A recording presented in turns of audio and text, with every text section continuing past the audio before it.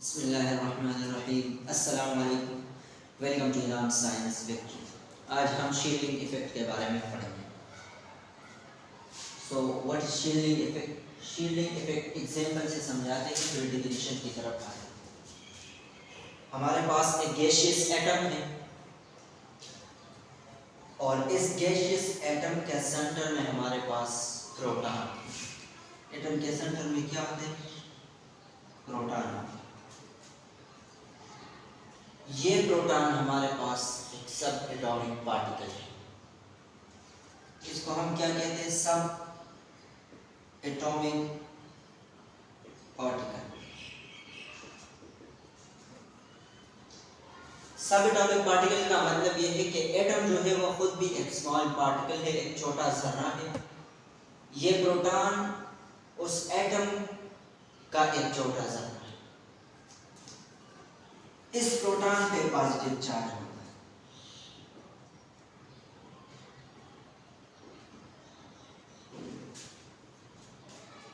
इसको हम न्यूक्लियस कहते हैं। एटम के सेंटर को हम क्या कहते हैं?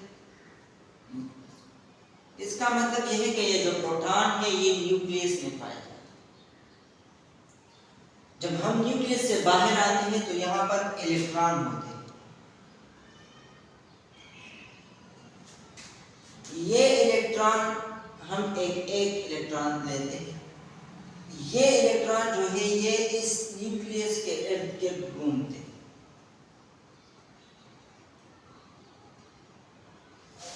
तो ये इलेक्ट्रॉन जिस रास्ते में घूमते हैं इस रास्ते को हम शेल कहते हैं। इलेक्ट्रॉन खुद भी एक सब एटॉमिक पार्टिकल है और इलेक्ट्रॉन पर नेगेटिव चार्ज होता है।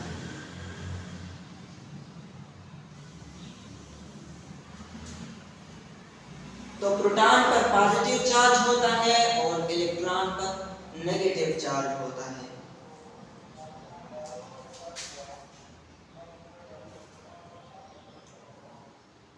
पॉजिटिव और नेगेटिव चार्ज के दरमियान एक फोर्स ऑफ अट्रैक्शन। प्रोटॉन और इलेक्ट्रॉन यानी न्यूक्लियस और इलेक्ट्रॉन के दरमियान एक फोर्स ऑफ अट्रैक्शन होता है। अगर ये फोर्स ऑफ अट्रैक्शन इतना ज्यादा हो, अगर ये फोर्स ऑफ अट्रैक्शन बहुत ज्यादा हो तो ये इस इलेक्ट्रॉन को अपनी तरफ अट्रैक्ट कर और ये जो इलेक्ट्रॉन है ये इस रास्ते में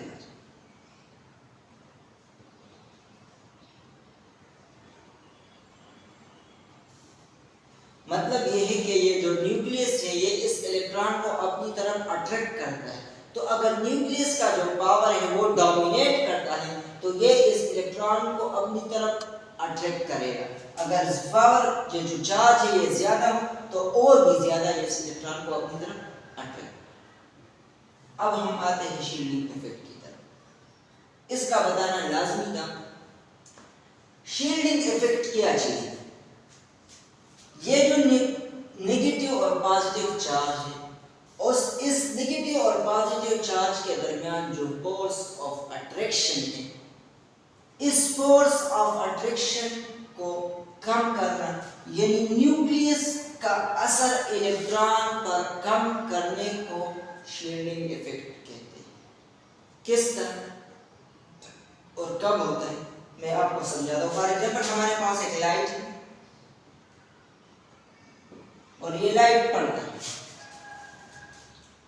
तो इस लाइट की जो इंटेंसिटी है वो ज्यादा है, इसकी जो शिद्दत है वो ज्यादा है। लेकिन अगर हमने इस लाइट के दरमियान में एक प्लास्टिक रख दिया, जो भी रख दिया, तो इस लाइट की जो इंटेंसिटी है वो पहले से कम हो जाएगी या नहीं? कम हो जाएगी, जाहिर सी बात है। इसी तरह अगर हम इस लाइट एक और पर्दा यहाँ पर रखें तो इसकी जो इंटेंसिटी है वो और भी कम हो जाएगी। हम इससे जाहिर करेंगे कि इसकी जो इंटेंसिटी है वो यहाँ से। अगर हम एक और पर्दा इसके दरमियान रखेंगे तो इसकी जो इंटेंसिटी है वो और भी कम हो जाएगी। तो बिल्कुल इसी तरह एटम है और उस एटम के सेंटर में प्रोटॉन है, यानी न्यूक्लियस है, और यहाँ पर इलेक्ट्रॉन है। इस न्यूक्लियस और इस इलेक्ट्रॉन के दरमियान फोर्स ऑफ अट्रैक्शन है। लेकिन जब इस फोर्स ऑफ अट्रैक्शन इस न्यूक्लियस और इसके इलेक्ट्रॉन के दरमियान जब शेल आता है, तो इस न्यूक्लियस का इस इलेक्ट्रॉन पर जो फोर्स ऑफ अट्रैक्शन होता है वो कम हो जाता है। इसी तरह जब और शेल आता है तो इस न्यूक्लियस का इस इलेक्ट्रॉन पर जो फोर्स ऑफ अट्रैक्शन है वो और भी कम हो जाता है। तो इस न्यूक्लियस का इस इलेक्ट्रॉन पर असर का कम हो जाना शील्डिंग इफेक्ट कहलाता है। आप डेफिनेशन की तरफ आए, the effect was in which the inner shell electron, जिसमें जो इनर शेल इलेक्ट्रॉन है, इस ये तो बाहर शेल है और ये इनर शेल है, इस अंदर वाले शेल के जो इलेक्ट्रॉन है, यहाँ पर जो इलेक्ट्रॉन है, shield the valence electron from the nucleus attractive force, इसको डांप देता है। इस जो वैलेंस इलेक्ट्रॉन है इसको डांपता है और इसको शील्ड करता है, और न्यूक्लियस का जो अट्रैक्टिव फोर्स है उसको रिड्यूस करता है ऑन द वैलेंस इलेक्ट्रॉन। जब शेल आते हैं, इनर शेल आते हैं, तो ये इनर शेल के जो इलेक्ट्रॉन है इसकी वजह से जो आउटर शेल का इलेक्ट्रॉन है और न्यूक्लियस का जो फोर्स है आउटर शेल के इलेक्ट्रॉन पर वो कम हो जाता है। इस reduce of the force of attraction of the nucleus को या reduction of force of attraction of the nucleus को हम shielding effect कहते हैं। अब हम आते हैं trend in period and trend in group. क्या जब हम पीरियड में जाते हैं तो शील्डिंग इफेक्ट को क्या होता है, और जब हम ग्रुप में जाते हैं तो शील्डिंग इफेक्ट को क्या होता है।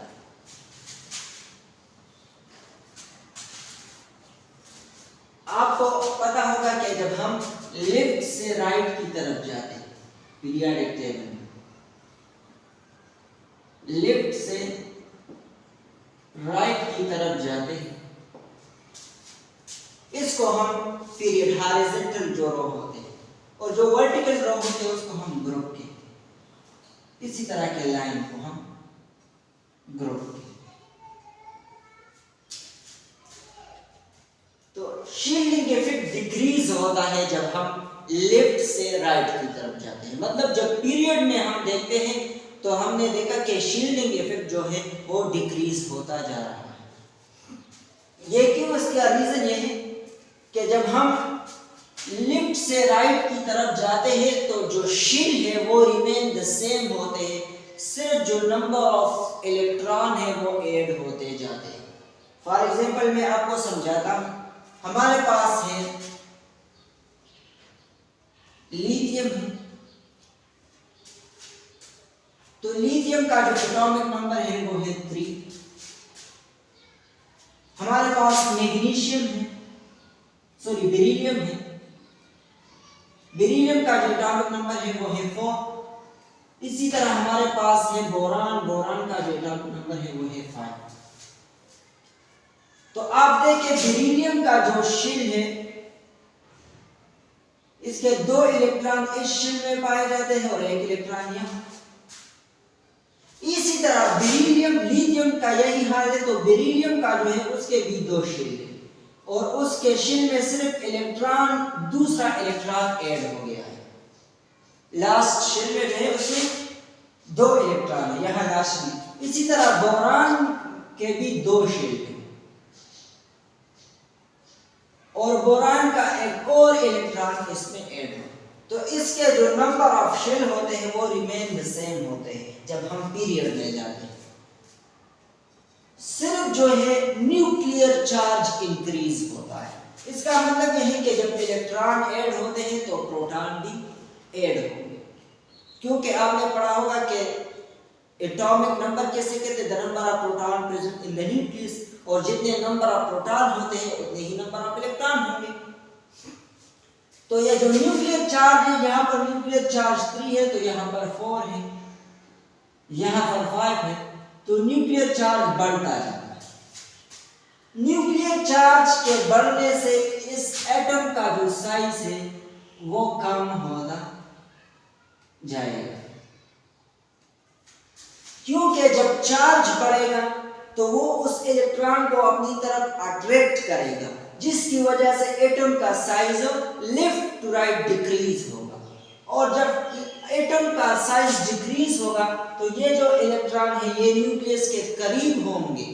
न्यूक्लियस के करीब होंगे तो न्यूक्लियस का जो असर है वो इलेक्ट्रॉन पर ज्यादा होगा, जिसकी वजह से शील्डिंग इफेक्ट डिक्रीज होगी। न्यूक्लियर चार्ज जो है वो शील्डिंग इफेक्ट के ऊपर डोमिनेट करेगा। अब ग्रुप में आते हैं। ग्रुप में जब हम टॉप टू बॉटम जाते हैं तो शील्डिंग इफेक्ट इंक्रीज होगा। क्यों इंक्रीज होगा? अब देखिए, जब हम ग्रुप में टॉप टू बॉटम आते हैं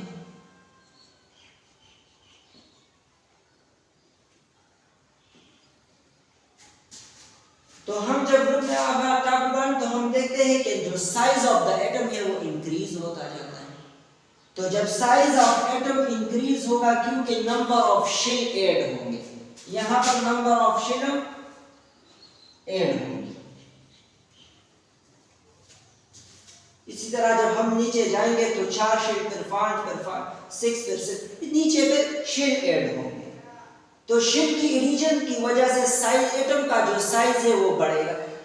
तो जब एटम का साइज बढ़ेगा तो प्रोटॉन यहाँ पर जो न्यूक्लियस का जो अट्रैक्टिव फोर्स है इलेक्ट्रॉन पर वो कम होता जाएगा। तो आप देखें रीजन में लिखा है कि the number of inner shell increase. जो इनर शेल है, आउटर शेल, इसको कहते हैं इनर शेल, ये दो इनर शेल ये इंक्रीज होते जाते हैं, जिसकी वजह से force of nucleus on valence electron decrease होता है, जिसकी वजह से शील्डिंग इफेक्ट इंक्रीज होता है। क्योंकि शील्डिंग इफेक्ट इसको कहते हैं कि इस न्यूक्लियस का जो इलेक्ट्रॉन पर फोर्स ऑफ अट्रैक्शन है वो कम हो जाए, वो फोर्स, वो असर कम हो जाए, इस प्रोसेस को शील्डिंग इफेक्ट कहते हैं। तो जब हम शील ऐड होंगे तो शील की रीजन की वजह से न्यूक्लियस का जो इलेक्ट्रॉन पर फोर्स है वो कम होगा, तो शील्डिंग इफेक्ट ऑलरेडी इंक्रीज। ये ताबकता है शील्डिंग इफेक्ट के बारे में। इंशाल्लाह कल हम इलेक्ट्रॉन एफिनिटी के बारे में पढ़ेंगे और ये लेक्चर इख्तिताम को पहुंच गया है। अब भी अगर आपको कोई प्रॉब्लम हो तो कमेंट सेक्शन में बताएं, हम इंशाल्लाह ज़रूर आपको जवाब देंगे। थैंक्स।